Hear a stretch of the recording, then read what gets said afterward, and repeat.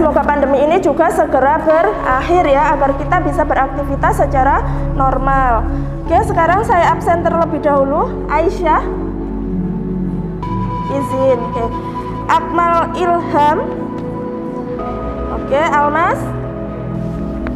Muhammad Akbar. Oke. Dery. Nabila.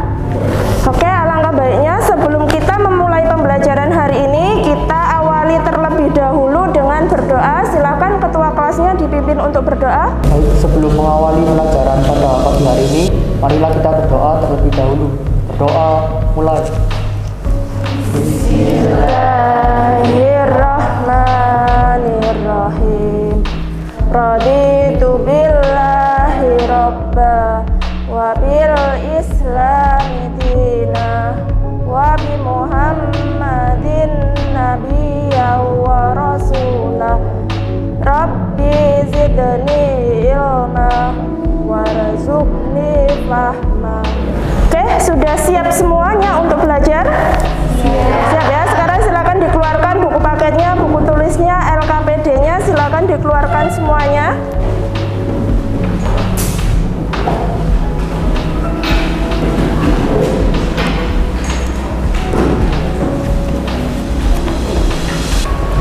Oke, jadi hari ini kita akan mempelajari tentang gangguan pada sistem respirasi ya.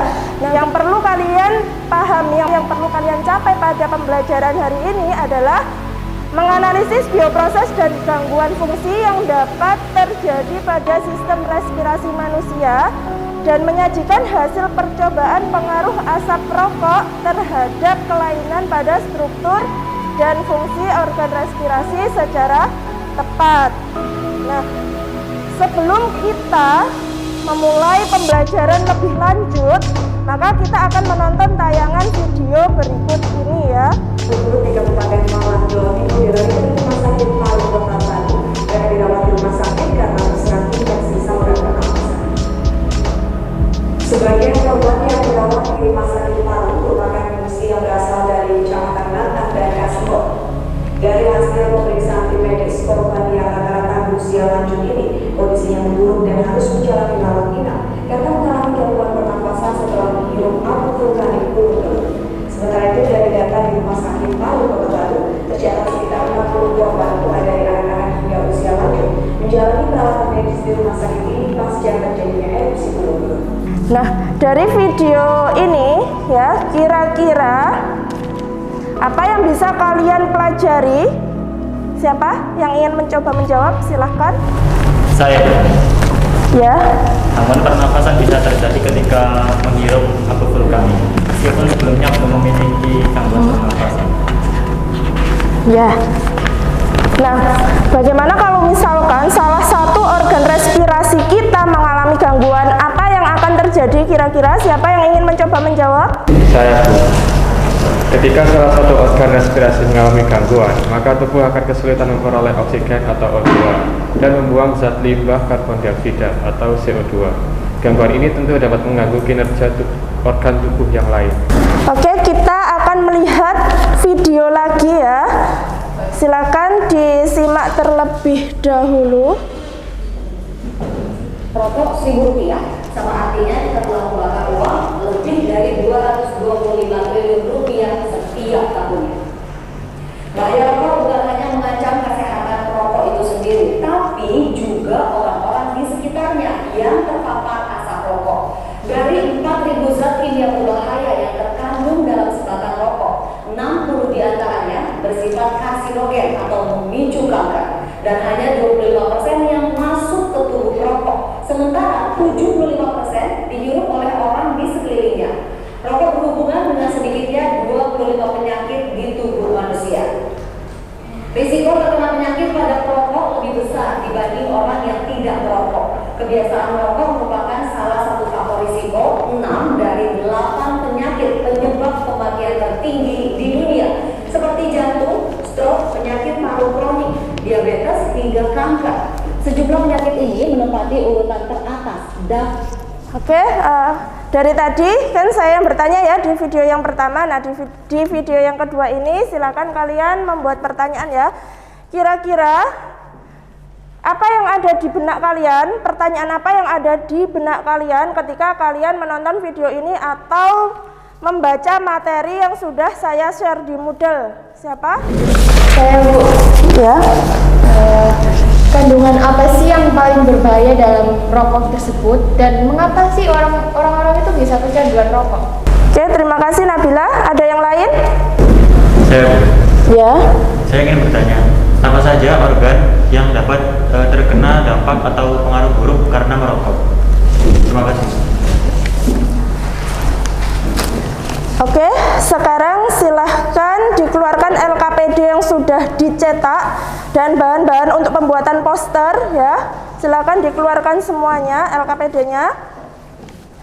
Sambil kalian mengeluarkan LKPD, saya bacakan terlebih dahulu kelompoknya. Kelompok 1, Eca Fatia Ara Aura Akbar.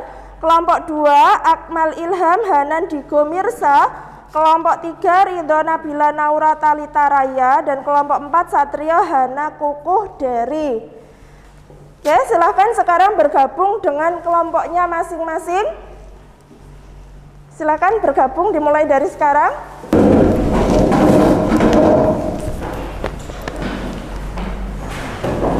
Oke, sekarang saya minta satu anak untuk menjelaskan kegiatan apa yang ada di dalam LKPD yang akan kita gunakan dalam pembelajaran ini. Siapa? Ya, silakan Naura. Oke, untuk lembar kegiatan sekarang yaitu pengaruh pencemaran udara terhadap sistem pernafasan untuk menganalisis hasil percobaan pengaruh asap rokok kepada organ tubuh. Yang pertama yaitu kita menyiapkan alat dan bahan terlebih dahulu. Di situ ada botol air, terus paku, terus tisu atau kapas, rokok filter dan non filter masing-masing 1 batang, dan korek api. Dan untuk cara kerjanya, yang pertama kita lubangi terlebih dahulu tutup botolnya. Yang kedua, memasukkan rokok ke tutup botol yang sudah dilubangi tadi. Yang ketiga yaitu masukkan air sekitar 50 ml ke botol. Oke, tadi sudah dijelaskan oleh Naura. Sudah paham semuanya tentang apa yang akan kita lakukan? Oke, sudah ya. Setelah ini silahkan kalian rangkai alat percobaannya. Kemudian nanti kalau sudah dirangkai silahkan melakukan percobaan di luar kelas ya, di depan kelas.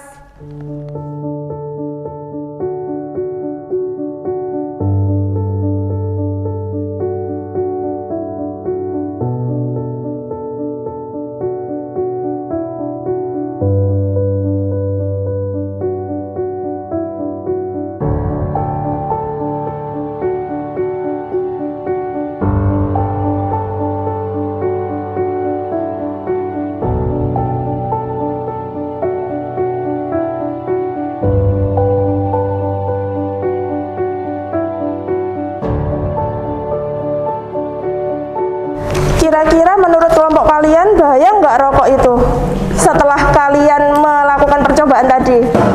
Sangat berbahaya. Sangat berbahaya. Kenapa? Karena bisa dilihat dari warna di kapas ini bahwa ini kan kecoklatan gitu ya, dan ini diumpamakan sebagai paru-paru. Oke. Kalau tadi hasil dari kelompok lain kan ini lebih pekat. Nah, punya kelompok kalian ini kan agak pudar ya. Ini kira-kira menurut kalian masih berbahaya nggak rokok itu? Tetap berbahaya. Berbahaya. Kenapa? Karena tetap berubah warnanya dan berarti Bisa mengakibatkan apa? Bisa mengakibatkan sesak napas dan kanker paru-paru. Sesak nafas dan juga kanker paru-paru. Oke, karena waktu diskusinya sudah habis, silahkan kelompok 3 silahkan dipresentasikan terlebih dahulu ya hasil diskusinya. Assalamualaikum warahmatullahi wabarakatuh. Waalaikumsalam warahmatullahi wabarakatuh. Kami dari kelompok 3 akan mempresentasikan hasil kerja kami mengenai pengaruh pencemaran udara terhadap sistem pernafasan. Yang pertama, analisis apa yang Anda amati pada percobaan yang Anda lakukan. Nah, pada percobaan kali ini kita menggunakan kapas sebagai perumpamaan paru-paru. Karena adanya zat yang terkandung dalam rokok yaitu tar sangat berbahaya, dapat memicu kanker dan masih banyak zat berbahaya lainnya dapat memicu penyakit lainnya. Nah, di sini ada perbedaan paru-paru, yaitu di sini ada paru-paru orang normal dan sini ada paru-paru perokok. Nomor 2, bandingkanlah antara hasil percobaan dari rokok filter dan rokok non-filter terkait dengan kepekatan warnanya. Analisislah tingkat bahaya pada kedua jenis rokok tersebut. Nah, bisa dilihat dari rokok filter maupun non-filter. Hasil dari rokok non-filter pada warna kapas adalah coklat pekat di nomor 4. Ini rokok non-filter, lebih pekat. Nah, dan untuk rokok filter warnanya coklat muda ada di nomor 6, lebih muda. Ini rokok filter. Nah, jika menganalisa tingkat bahayanya sama-sama berbahaya. Sekian dari kelompok kami. Wassalamualaikum warahmatullahi wabarakatuh. Oke, terima kasih presentasinya. Bagus sekali ya hasil analisa kalian hari ini. Nah, silakan sekarang kembali ke tempat duduk seperti semula ya. Silakan. Oke, nah sekarang adalah gangguan pada sistem respirasi ya. Yang pertama di sini ada kanker paru-paru dan laringitis. Nah, bagaimana ketika paru-paru kita ini ditumbuhi oleh kanker? Kira-kira apa yang akan terjadi? Siapa? Saya, Bu. Nah, ya. Dampak kalau paru-paru kita ditumbuhi kanker biasanya ditandai dengan gejala. Gejala tersebut seperti batuk kronis, batuk darah, sesak nafas, penurunan berat badan secara drastis, nyeri dada dan tulang. Kalau kanker paru-parunya udah di stadium akhir, biasanya dapat menyebabkan kematian. Oke, bagus sekali ya. Nah, sekarang ada bronkitis dan emfisema. Kira-kira apa itu emfisema? Siapa yang tahu? Saya, Bu. Ya. Emfisema merupakan penyakit kronis akibat hilangnya elastisitas pada alveolus. Ya, oke. Sekarang resusitasi jantung paru dengan ambubek ya. Jadi resusitasi jantung paru ini merupakan suatu tindakan pertolongan kepada seseorang yang mengalami henti nafas atau henti jantung secara tiba-tiba. Nah, ini bisa dikarenakan misalnya karena serangan jantung atau tersengat listrik dan lain sebagainya. Oke, sekarang saya ingin satu siswa ya untuk merefleksikan apa yang sudah kita pelajari hari ini, menceritakan kembali apa yang sudah kita pelajari hari ini. Silakan, siapa? Saya, Bu. Ya. Pada pertemuan kali ini kita membahas sistem respirasi. Respirasi bisa disamakan dengan pernafasan. Respirasi terjadi pada semua tingkatan organisme hidup, mulai dari individu hingga satuan sel terkecil. Terjadi banyak macam gangguan yang terjadi pada sistem respirasi, yaitu ada asma, pneumonia, emfisema, asfiksi, kanker paru-paru. Oke, untuk menguji pemahaman kalian, silahkan sekarang masuk ke Moodle semuanya ya, dan kemudian diakses kuisnya ya, kuis sistem respirasi. Silahkan mulai dari sekarang. Oke, karena jawaban juga sudah masuk semuanya ya, sudah selesai kalian mengerjakan kuisnya. Saya ingatkan kembali ke kalian untuk mempelajari materi hari ini agar tidak hilang begitu saja. Dan jangan lupa mempelajari materi selanjutnya ya. Nah, untuk mengakhiri pembelajaran hari ini, alangkah baiknya kita tutup juga dengan berdoa. Silahkan ketua kelasnya dipimpin berdoa. Baik, sebelum mengakhiri pelajaran pada pagi hari ini, marilah kita berdoa terlebih dahulu agar materi yang kita dapatkan bisa bermanfaat ke depannya. Berdoa, mulai. Bismillahirrahmanirrahim. Subhanakallahumma wa bihamdika asyhadu an la ilaha illa anta astaghfiruka wa atubu ilaik. Oke, terima kasih atas partisipasi aktifnya hari ini ya.